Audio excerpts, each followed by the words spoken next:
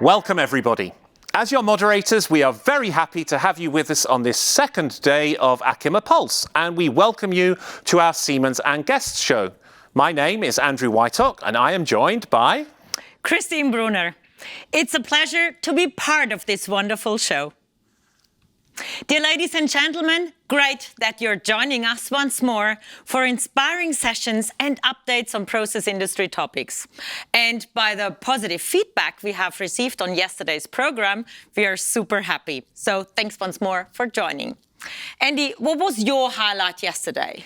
So the highlight was the session you did with Cedric Nijker and Sartorius and BioNTech, but probably more were definitely the conversations that we were able to have on the platform. It was great to reconnect with some of the old contacts and also meet some new people virtually as well.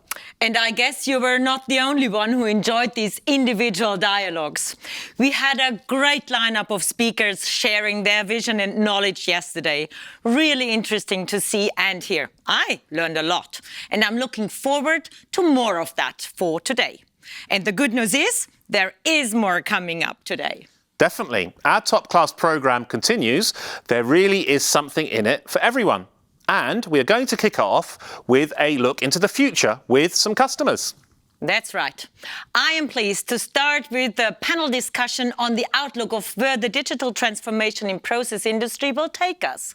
And for this, let me move into our lounge to introduce today's first guests. Have fun, Christine. I'll see you on the other side. Certainly.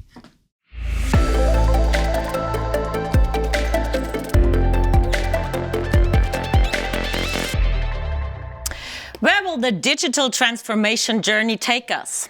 That is a good question, especially if you want to meet requirements like being highly flexible in process industry.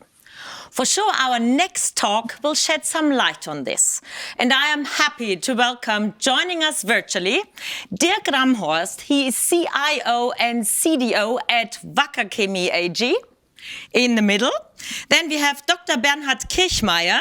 He is CDO at Vinci Energies and responsible for Germany, Austria, Switzerland and Eastern Europe. Joining us on the right side here, we have Miguel Fernandez. He's the Senior Vice President Sales for Chemical, Oil and Gas and Glass Industry at Siemens AG. And we have joining us live here in the lounge, Steffen Wagner. He's the CTO and Vice President for Digital Enterprise at Process Automation at Siemens AG. Gentlemen, thank you. Great you're taking the time, joining me here and joining our discussion now. Awesome. I'm really delighted that we're having the chance to hear your views now on what the future will bring and what it will look like. And it's such a diverse round. So thumbs up, technology is working. Everybody is in here with us? Yup, I guess so. Cool. Okay, so let me start asking you first, Dirk. What is your opinion on how the chemical industry will transform in the next years? Yeah, warm welcome from my end. This is a very good question because I can foresee a lot of changes. The traditional process industry is usually a process industry that has a long-lasting life cycle in their machinery and plants. Nevertheless, a lot of changes on the market side, and of course also some learnings from the COVID pandemic phase will change the way the business is operated today. I think one of the major changes we can see on the one hand side with large-scale installations, a kind of mass production perspective that will further increase. On the other side, the production needs to become more flexible, which means we will see much more modularization in certain aspects and much more individualization, almost on-demand production of small units. Especially when we go into emerging markets or smaller countries which have not yet the infrastructure that we have for years or decades here in Germany, for example, or in Europe. Therefore, this is a very important disruption ahead. Nevertheless, there are even more aspects coming into the game, which are related to, for example, the topic of circular economy. So how can we use reuse things, especially in the plastic production, for example, rather than having natural resources into our production processes. So the whole production needs to become more sustainable, also in terms of energy consumption. And here, of course, also the topic of digitalization ahead of automation will play a major role. Honestly, that's a lot of buzzwords on the plate for the first question, and I'm sure we will come to almost all of them whilst our 25 minutes discussion now. So thanks ahead. Miguel, looking at the Siemens perspective on this, what is your point of view in regards of how the chemical industry will transform? I think we will see more digitalization. We've been piloting, we've been working a lot already, but we will see now more applications, specifically because we also have new opportunities. We will see more opportunities on the digitalization side concerning, for example, the platforms. The edge technology allows efficient data management with calculations on premises versus calculations and analytics that can be done in the cloud. So these offers a new set of possibility. I think the flexibility that is required, specifically when we talk also about recycling, about new processes and so on, calls also, of course, for more modularity. I think here the buzzword is MTP that we support. I think we will also see there more activities. And overall in the digitalization, I think we will see also more of the applications for artificial intelligence and predictive analytics, because the customers want to understand ahead of time before things are failing and so on. So the digitalization, I would say, overall will gain more ground in the different levels, shop floor, or being also the planning and the interconnection, I would say, with markets, as just mentioned, and to gain more flexibility. So these are things that I think will change and will bring us, as was just said, more modifications and changes. Mm-hmm. You mentioned a lot of new technologies, which will I touch points on later. Dirk, which topics will gain or lose, to your point of view, significance? I mean, out of those that we have already on the table, I see that, gain momentum will get those topics that will pay into a digitalization approach. And out of digitalization, part of digitalization is a lot size one, which is difficult to reach in the process industry. But the way of managing the operations towards the customer is something that definitely will gain momentum. As well as, of course, we mentioned sustainability topics. Topics like size in terms of large-scale production will be, in my understanding, less relevant because the economies of scale have a different meaning if you look into sustainability. And sustainability, very important. Bernhard, you're also mentioning. Yeah, to pick up on that, actually, Dirk, because you mentioned circular economy, and I think this is a really fascinating perspective. Why? Because I feel there are like two dimensions to that. The one thing are all the opportunities that come with circular economy for the chemical industry. On the other hand, maybe we could expect that a certain demand for certain chemicals decrease, in fact, because things are reused increasingly in the future. So this might have an implication on, the cost structure, implying making production processes more effective, more efficient. And, I feel digital technology really can help with this regards, right? Yeah, absolutely. In many chemical installations, you have this idea of the so-called Verbund, which is the tightly integrated setup of different plants in terms of output-input relations. And with circular economy, of course, many of these traditional Verbund structures will come into a massive change how the way they are structured today. So therefore, yes, a lot of changes and a lot of winning as well as losing technologies. All right, good perspective. Bernhard, let me raise my next question to you. What will production and operation look like in the future? For example, will demographical change have special influence? I think it's worthwhile looking at other industries. Sometimes, in my humble opinion, the chemical industry might not always be the forerunner when it comes to digitalization. At the same time, also in my role, what I perceive is, people say whatever can be digitalized will be digitalized in some way. And I think, sometimes this is seen not only as a positive thing, but I do feel it can be positive. And this leads me to the demographic challenge, right? So I think in many contexts in the chemical industry, it's really about securing the know-how of elderly, of senior people. If you think about, we have a lot of baby boomers really leaving the workforce in the next 2-3 years mainly. So how to secure that know-how and codifying that with digital means is an opportunity.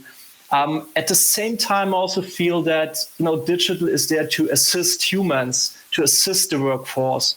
And we see great approaches to increase worker safety, for example, virtual reality-based trainings with a very immersive experience and helping increasing the worker safety, or things like remote expert support. So if there are less experts available, how can you achieve to basically distribute this knowledge of experts without being the expert available on the plant?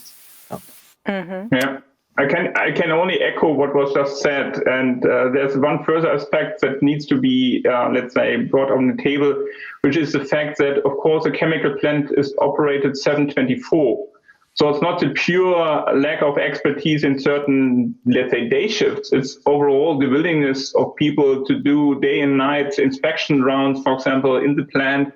And here, in our experience, digitalization, robotics, for example, will have a major impact in a positive sense, not only for safety, but also in really to overcome this gap of available resources.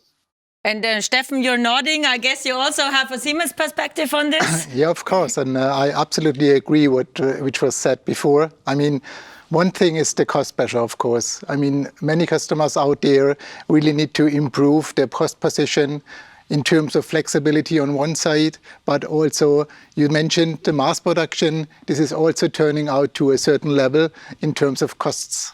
But on the other side, environment friendly is a key word. Yeah? When we look what's going out there in the world, we need to improve also the processes and reduce, for instance, emissions, but also the energy consumptions. And therefore, and this is a little bit what Miguel said, when we talk about new applications out there, these applications which come with digitalization will help us to improve this in the near future.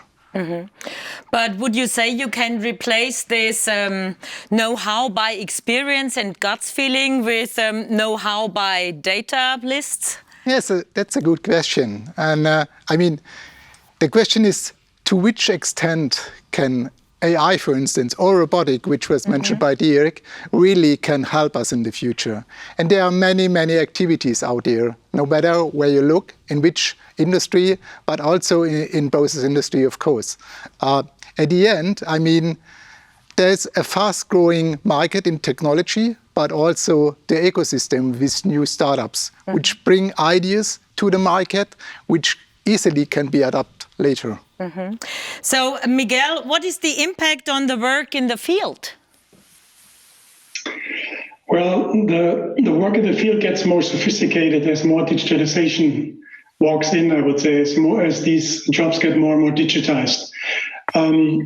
If we take for example, the aspect of new processes specifically for more sustainability, like plastic recycling and these kind of things, you might not have the experts everywhere. But now, for example, with our approach, for example, for the digital worker, you empower maintenance technicians together, looking at a tablet to work together with a specialist, for example, that is sitting somewhere else. So you can leverage the know-how in the company because you don't have this know-how everywhere.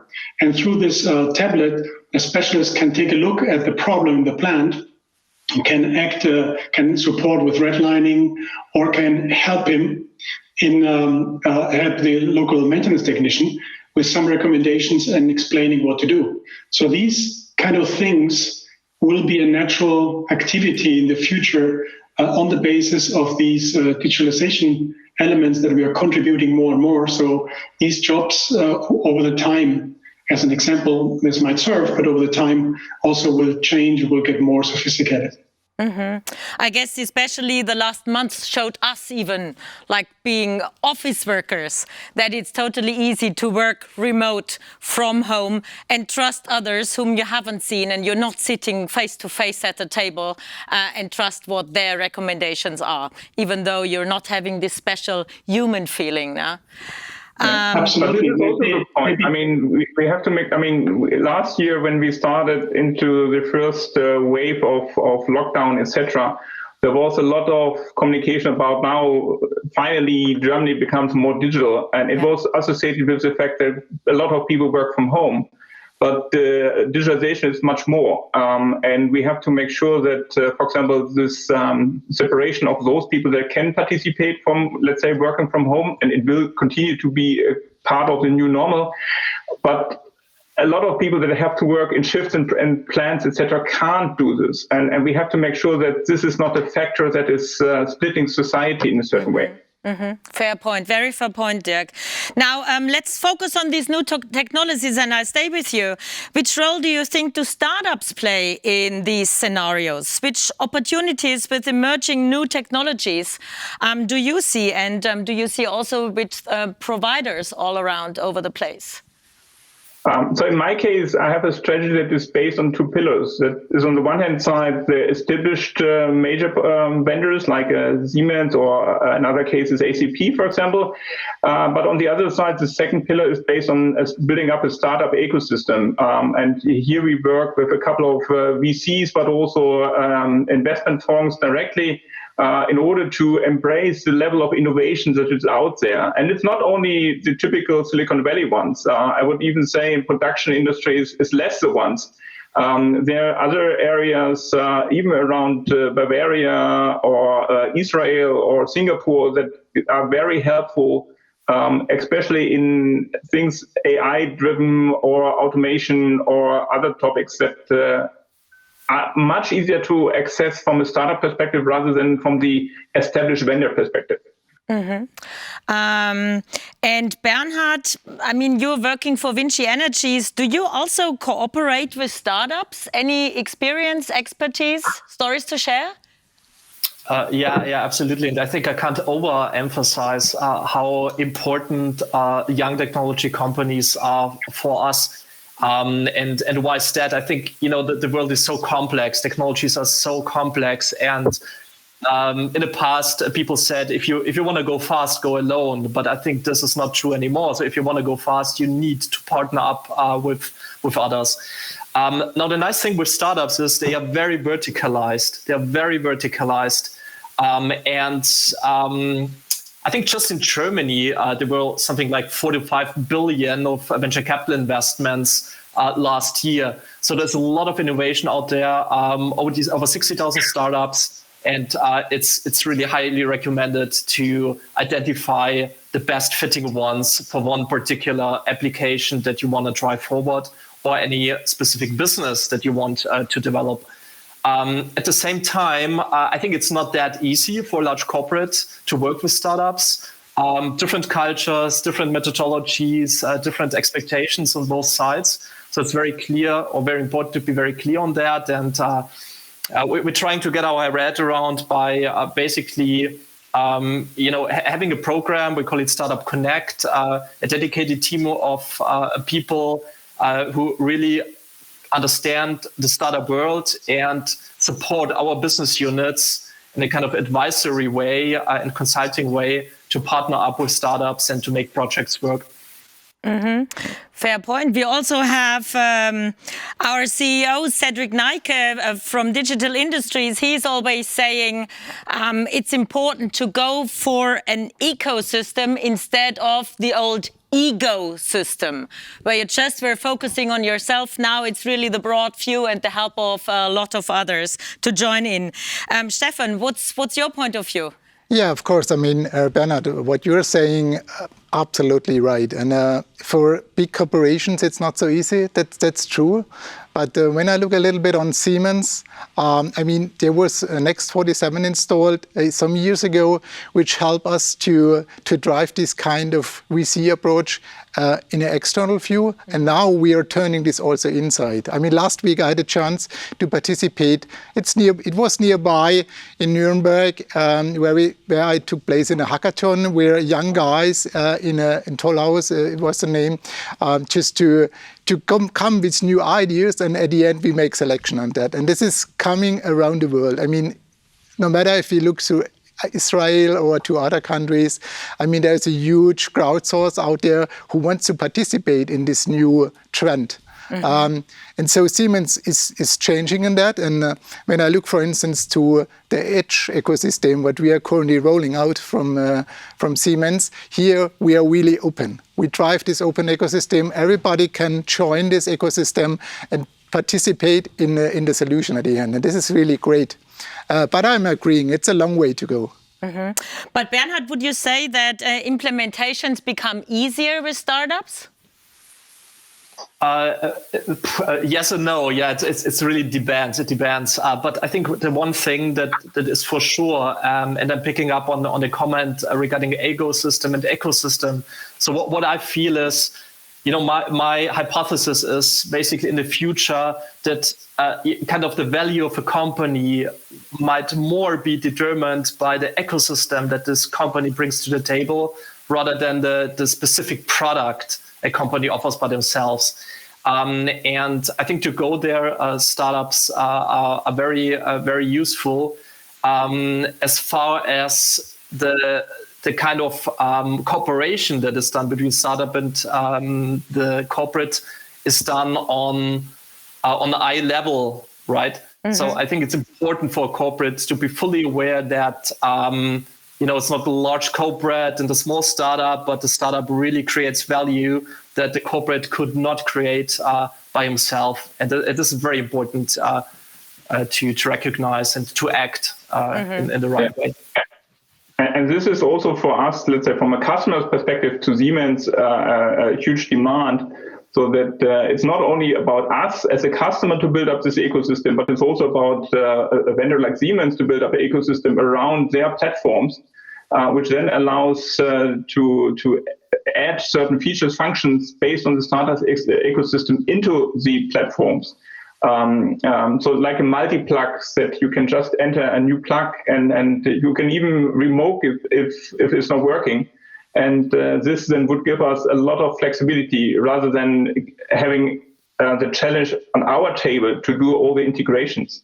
That's absolutely true, Dirk, what you are saying. And when I take a closer look on the last 2 to 3 years, what changed inside Siemens, there's a huge demand also from customers, but also from the startups and from partners, and therefore we are currently keen to open this more than in the past. And Miguel, I've seen you nodding as well. Any points from you? I mean, you're the core of chemical industries, I would say, within Siemens. I'm happy to tell you that, of course, this is also exactly our thinking. That's what also our CEO mentioned or said, that all our systems are open, being it software packages or tools or hardware towards different standards to be connected. And it is exactly our understanding. I think the challenge is more how to identify the best solutions among all these different applications, and which of these applications are they really then making let's say, the next step for the industry. And this is a challenge that we, of course, have together with our customers, because there are many different approaches right now. We foster, I think, new ideas in the different approaches. We've heard that. I think we shared the value. But the question is now how to implement these things. Additional, for example, artificial intelligence in different ways, how to implement these in the processes. I mean, that's... on one side, we have all this intelligence and these new approaches. On the other side, then we have the brutal reality and how to map this then. This is I think, a challenge where we are helping the chemical customers, for example, with consulting on different levels, with concepts and things. But again, this is part of this transition of this adaptation process and of this learning process. So I'm staying with you. How do you think do we master these challenges with new solutions? What is needed? Well, I think our customers need to have a clear view, and they don't need to elaborate this themselves. We're helping them and so on to identify the right architectures and the right approaches.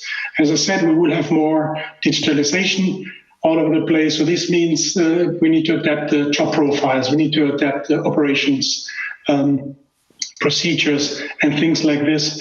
And then, of course, over the time, make life less complex in the shop floor or in the operations overall. Learn to adopt results from simulation, from artificial intelligence in these operations, and learn also what we also have learned in COVID-19 now, how to leverage the entire know-how in the company. As you were saying, as it was said, we will have a drainage of know-how in nearly in all industries. How can we leverage this? And the technology there, as I just gave the example of the digital worker, but also with other means to capture this knowledge and implement this on the operations. But again, we need to work jointly and on these operations. And on top of this, it needs to be safe and secure. Okay, and also in this respect, cybersecurity is an aspect. So this is not just, hey, let's modify. We have to keep things on a safe and secure track, understandable for the people, and they have also to absorb it. And which I just want to finish, we need to bring the people along too. Don't let us forget this, Yeah. Okay. So motivation of the people is definitely a key thing here as well, not just collecting data. Yes. Okay. Bernhard, any point from your side on top in regards of cross units? Yeah, absolutely. I think, we tend to speak about technology when we talk about digital, in fact, but I think, like the cultural dimension is a very important one as well, right?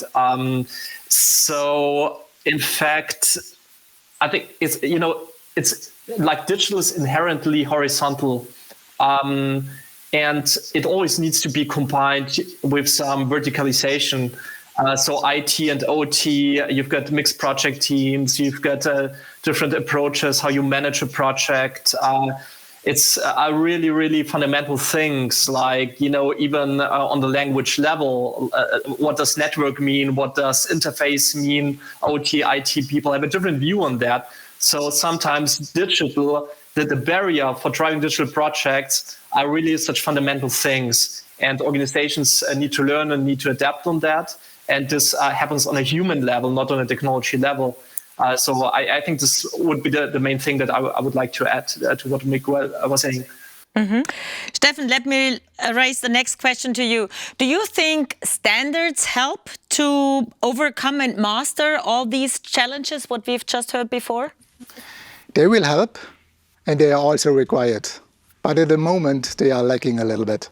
Yeah, when we take a closer look on the standards which are driven by process industry customers, for instance, the NAMU open architecture or the open group in US, but also smaller things like the asset administration shell, which is required to transfer data between different vendors, for instance, at an early stage. And when we take a closer look, many technologies come in, startups came in, and there is a lot of energy in the market, and so they need this.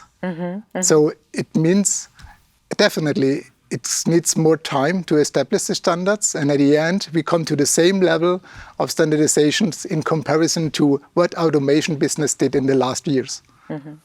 All right. So let me come to Dirk now. Dirk, you're working for Wacker.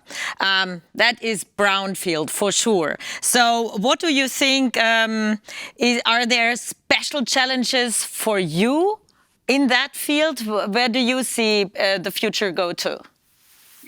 I mean, here I would give a more general answer. I mean, all the chemical companies have a huge amount of existing assets that are in operation for quite a while. I mean, even decades. And here we have a strong demand from suppliers like Siemens to have a brownfield option, because, I mean, when we talk about AI, when we talk about digitalization, it's a large extent about data. And many of the factories do not have sensors built in, coming from whatever the 70s, 80s when they have built. All the sensors have been built from an automation perspective rather than a digital perspective, because it was not digitalization at that stage. So this is very important, because we cannot just write off all the assets and just invest in everything new. And this is very key. So upgrading the existing assets towards the digital age with all the challenges we started in this session from. I'm sad to say, but time is over. It was super interesting talking to you. Very inspiring, really great insights, information, and there is definitely a lot on your plates. So thank you for joining, taking the time. I really enjoyed this session here, and I'm curious what we will be talking about next year, in 1 year from now at the Achema, and what has been developed until then. So thank you. Enjoy the rest of the day at Achema Pulse, of course, and bye-bye. Thank you. Thank you. And Steffen, to you, thank you for coming here into the lounge. I hope you enjoyed it as much. It was my pleasure. For me, the crystal ball now of the future of chemical industry is a bit clearer now. And thank you, dear ladies and gentlemen, for watching. Now, let's head over to another point in our agenda. Enjoy. Thanks, Christine. What a great discussion. A journey into the future. It's always exciting, right? Absolutely. I love this lively discussion with my participants. So, Andy, what do you think about taking our guests on a little trip of a different kind? Sounds mysterious. Well, I have prepared something very special for all of you. Just come and join me. Safety first. Of course, we are taking care of all safety measurements. No testing, no TV productions with us. It's all about safety, and we even have a firewall.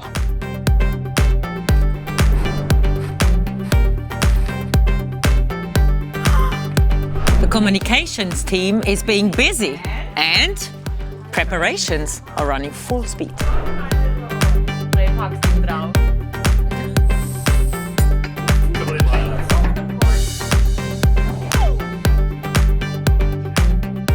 Let's do a trick with Andy and give him a blackout.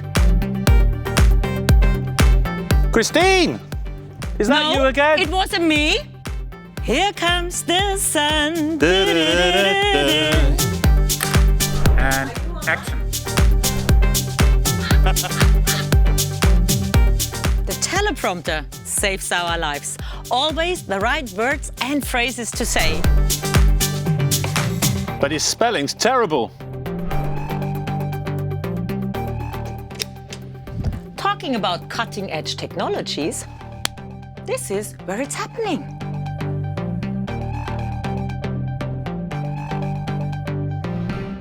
What are we talking about in 6.3? Oh, it's here. No, it's 6.3. No. Oh, Andy! Welcome back to our viewers, and welcome back, Christine. Great being back here. Great to see you putting all those faces that are supporting us here onto the camera. Well, there are definitely more than just the two of us at this set here. That's right, and we're still managing to have a little bit of fun, even though all these safety measures that we've been taking as well. Having fun at work, nothing wrong with that. Half the rent. I really hope you also enjoyed this little trip backstage with us. And Andy, what's now on the program for the next 2 hours? Well, Christine, we will be back on the hour at 10 a.m. Frankfurt time with another very interesting customer talk. I'll be joined by Hajo Neumann from Merck and with Eckhard Eberle on the sofa to talk about modularization and flexibility in production. So tune in again at 10 a.m. sharp. And before that, don't forget to check out the other sessions we are hosting during Achema Pulse, either on the Siemens exclusive channel or on the Achema Pulse channel. And please do not hesitate to get in touch with any of our experts through the online networking tool. Yes, we are around for you the whole day, so contact and engage with us whenever you want. You can find the right person by searching through the Siemens topics. Brilliant. See you See you later. later.